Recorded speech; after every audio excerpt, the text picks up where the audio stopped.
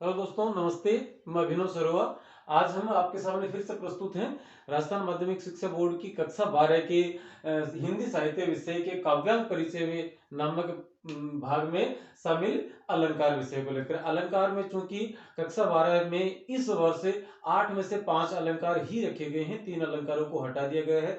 चूंकि जो 5 रखे गए हैं उन 5 में से कल 2 पर हमने चर्चा की थी, अन्योक्ति एवं समासोक्ति पर। उनके वीडियो यूट्यूब चैनल पर हैं। आज हम बात करेंगे विभावना अलंकार की। विभावना में दोस्तों होता क्या है कि कारण के अभाव में अथवा साधन, कारण कहते किसे हैं, साधन को, कि साधन के अभाव में जब कोई कार्य किया हुआ प्रदर्शित किया जाता है या किसी कार्य का होना वर्णित किया जाता है तो वहां विभावना अलंकार माना जाता है। अर्थात हम कह सकते हैं कि जब किसी पद में इस प्रकार के शब्दों का वर्णन हो कि साधन के अभाव में और कोई कार्य संपन्न हो रहा है तो वहां पर विभावना अलंकार माना जाएगा। क्योंकि इस प्रकार से हम देखते हैं कि कार्य के कारण के न होने पर इसकी परिभाषा की हम लिखेंगे कि जब कारण, मतलब ये कार्य कारण एक बहुत बड़ा संबंध है पूरे ब्रह्मांड में, कि जब तक कोई साधन नहीं होगा तब तक कोई कार्य नहीं होगा। तो कार्य कारण का जो संबंध है उस संबंध को परे रखकर, उसकी अवधारणा से हटकर जब कोई बात की जाती है तो जब कारण, और कारण का अर्थ क्या होता है, साधन, जब कारण के अभाव में, जब कारण के अभाव में किसी किसी कार्य का, जब कारण के अभाव में किसी कार्य का होना वर्णित किया जाता है, वर्णित अर्थात वर्णन किया जाता है, वर्णित किया जाता है, तो उस पद में,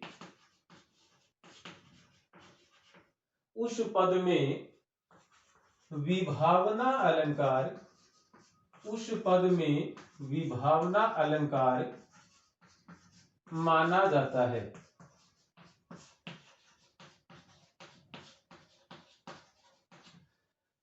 क्या होता है देखिएगा कि जब साधन अथवा कारण, जब साधन के अभाव में किसी कार्य का होना, कोई काम है जो साधन के अभाव में भी पूरा हो रहा है, साधन के अभाव में किसी कार्य का होना वर्णित किया जाता है तो उस पद में विभावना अलंकार माना जाता है। एक पद है, बहुत महत्वपूर्ण पद है, बहुत प्रचलित पद है, जिसके बारे में जो हम बार बार अपने विद्यार्थी जीवन में सुनते आए हैं। क्या है कि निंदक नियरे राखिए।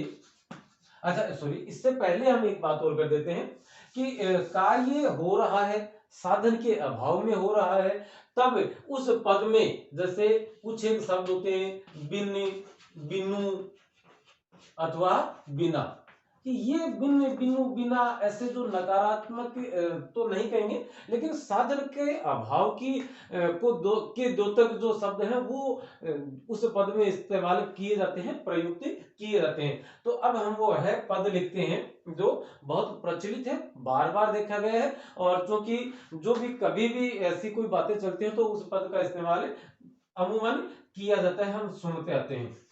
और पद क्या है, निंदक नियरे राखिए। कई बार बात चलती है कि सच्चा दोस्त कौन सा होता है, तो सच्चा दोस्त इस पद में जो निकल कर आएगा, इस पद के अर्थ के रूप में जो निकल कर आएगा वही हमारा सच्चा मित्र माना जा सकता है। निंदक नियरे राखिए, आंगन कुटी छवाए, आंगने कुटी छवाए।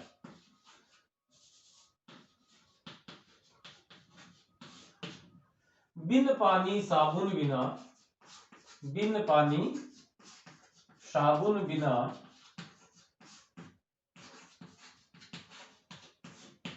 निर्मल करे सुभाए, निर्मल करे सुभाए। दोस्तों यहां कहना क्या चाहता है कवि कि निंदक नियरे राखिए, कि जो हमारी निंदा करते हैं, जो हमारी बुराइयां करते हैं, उनको हमें हमारे साथ, नियरे, पास, नीड़े, उनको हमारे पास ही रखना चाहिए। भले ही क्यों न उन्हें आंगन में चाहे कुटिया छवा कर देनी पड़े या कुटिया बनाकर देनी पड़े, क्योंकि बिन पानी साबुन बिना, कि वे लोग पानी और साबुन के बिना ही निर्मल करें सुभाए। निर्मल का अर्थ है पवित्र और या साफ, और सुभाए का अर्थ है स्वभाव, कि मानवीय स्वभाव को वे साबुन और पानी के बिना भी साफ कर देंगे, निर्मल कर देंगे, मल रहित कर देंगे। तो यहां पर देखिएगा काम हो रहा है सफाई का। काम क्या हो रहा है? निर्मल करे सुभाए, स्वभाव को निर्मल करने का कार्य हो रहा है। और चूंकि जब हम देखते हैं कि सफाई का कार्य जब किया जाता है तो पानी और साबुन की आवश्यकता पड़ती है, लेकिन इस स्वभाव को दुरुस्त करने के लिए जो हमारी बुराई करने वाले लोग हैं उन्होंने न पानी का इस्तेमाल किया और न ही साबुन का। और तो सफाई जैसा कार्य साबुन तो कार्य है, अब इसका साधन क्या हो सकता है? साबुन और पानी हो सकता है। लेकिन यहां पर जो सफाई का कार्य हो रहा है वह पानी और साबुन के अभाव में हो रहा है, इनके बिना हो रहा है। और यदि इनके बिना, किसी साधन के अभाव में, किसी साधन के बिना जब कोई कार्य पूर्ण हो जाता है तो वहां अलंकार कौन सा माना जाएगा? वहां विभावना अलंकार माना जाएगा। परिभाषा में हमने लिखा है कि साधन के अभाव में जब किसी कार्य का वर्णित होना वर्णित किया जाता है तो उस पद में विभावना अलंकार माना जाता है। इस प्रकार के पदों में, विभावना अलंकार से युक्त पदों में बिन, बिनु अथवा बिना नामक जो शब्द हैं इन शब्दों का प्रयोग किया जाता है। पद हमारे सामने है, समक्ष है कि निंदक नियरे राखिए आंगन कुटी छवाए, बिन पानी साबुन बिना निर्मल करे शोभाए। कि हमें बुराई करने वाले को साथ रखना चाहिए, चाहे उसे आंगन में ही कुटिया क्यों न बना करे देनी पड़े, क्योंकि वह व्यक्ति हमारे स्वभाव को विमल कर देता है, निर्मल कर देता है, पाक कर देता है, पवित्र कर देता है, साफ कर देता है, जबकि वह पानी और साबुन का प्रयोग भी नहीं करता। अब सफाई का कार्य चूंकि साबुन और पानी दोनों के साथ, दोनों से कम पानी की आवश्यकता उसमें जरूर पड़ती है, तो सफाई जैसा कार्य बिना साबुन के हो जाता है, बिना पानी के हो जाता है। तो यहां दोस्तों कौन सा अलंकार माना जाएगा? विभावना अलंकार माना जाएगा।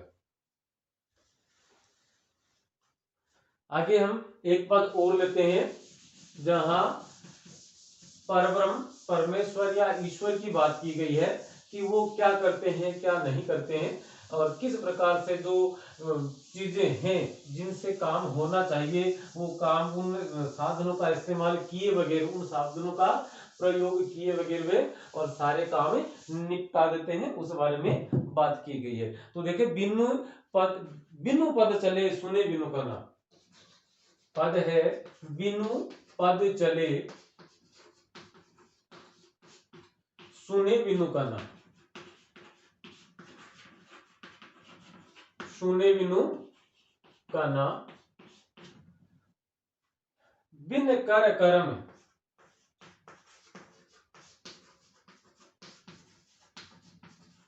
बिन कर कर्म करे विधि नाना,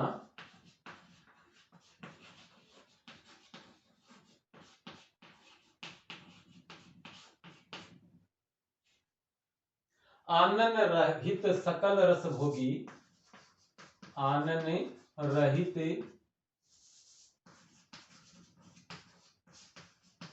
सकल रस भोगी,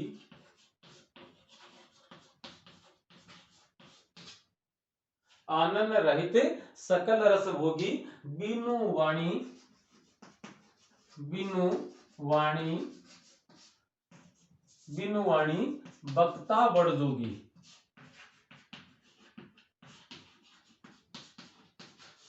यहां मानेंगे कि एक ऐसा ईश्वर की जो या प्रकृति की बात की गई है, तो ईश्वर है, ईश्वर की बात करते हुए कवि कह रहा है कि वह बिनु पद चलता है, बिनु पद चले सुने बिनु काना, बिन कर कर्म, बिनु कर्म कर्म, बिनु कर कर्म करे विधि नाना, आनंद रस सकल रस भोगी, आनन रहित सकल रस भोगी, बिनु वाणी बक्ता बड़ जोगी।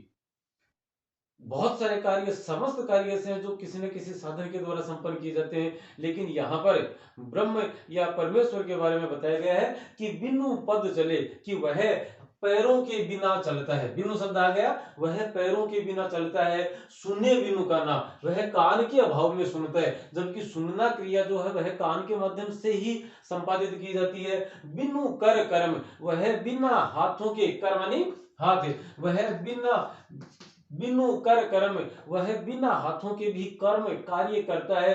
करे विधि नाना, अनेक प्रकार की विधियां वह नाना नाना अनेक प्रकार की, नाना प्रकार की विधियां वह करता है। आनंद रहित सकल रस भोगी, आनंद का अर्थ क्या है? मुख या मुंह। तो मुंह के रहित, मुंह नहीं है उसके बावजूद सकल रस भोगी, समस्त प्रकार के रसों का वह आस्वादन करता है, वह भोगता है।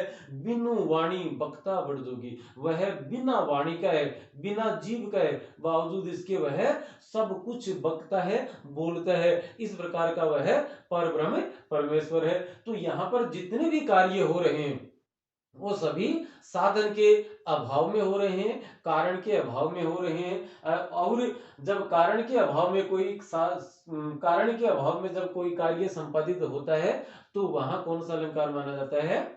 विभावना अलंकार माना जाएगा। तो आज के लिए दोस्तों अच्छा सॉरी, इस अब देखिएगा होता क्या है, हमारे पाठ्य पुस्तक में शामिल कर दिया, सॉरी पाठ्यक्रम में शामिल कर दिया गया। पाठ्यक्रम में अब इस बार माध्यमिक शिक्षा बोर्ड राजस्थान अजमेर के द्वारा जो आदर्श प्रश्न पत्र जारी किया गया है उसके अंदर प्रथम प्रश्न में, पहले प्रश्न में एक प्रश्न पूछा जाएगा। उस प्रश्न में होगा कि एक परिभाषा दी जाएगी अथवा लक्षण दिए जाएंगे, और उन लक्षणों के आधार पर अथवा उन परिभाषाओं की, उस परिभाषा के आधार पर और हमसे इस अलंकार की पहचान करवाई जाएगी। अब प्रश्न क्या बनते हैं? प्रश्न ये हो सकता है कि किस प्रकार का प्रश्न आएगा, वो प्रश्न हम देखिए यहां लिखते हैं। जैसे